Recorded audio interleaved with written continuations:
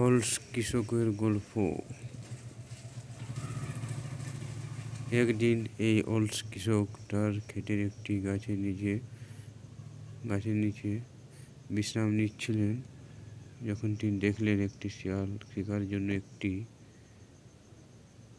খরগোশকে তাড়া করছে। খরগোশটি প্রাণ বাঁচাতে এদিক ওদিক ছুটছিল। এমন সময় হঠাৎ খরগোশটি যে গাছের নিচে কৃষক ঘুমাচ্ছিল সেখানে উঠে যায় এবং প্রবল বাতাসের কারণে গাছ থেকে পড়ে মারা যায়।